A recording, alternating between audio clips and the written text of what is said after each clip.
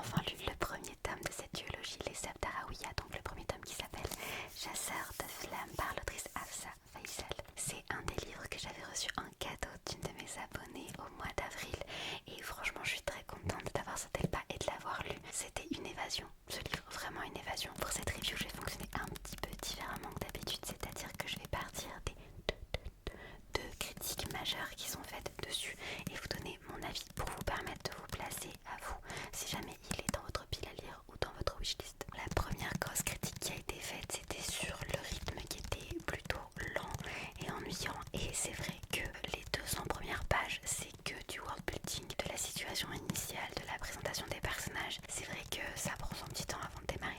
Par contre, je trouve que l'univers est tellement beau, tellement immersif, tellement graphique. On se croirait dans un mélange entre Aladdin, Prince of Persia. Je sais pas, il y a un truc hyper mystique, magique, c'est beau. Et avec cette histoire de rythme, c'est vrai que j'ai vu aussi pas mal de personnes relever des incohérences ou des facilités scénaristiques. Il y en a quelques-unes.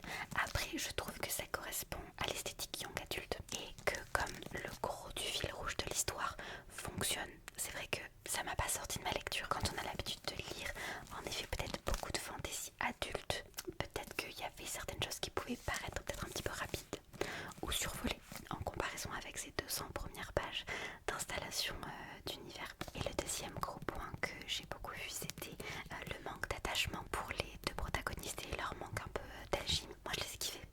Ils m'ont rappelé, pour vous dire, Kaz et Inej de Six of Crows, qui est genre mon couple de fiction préféré.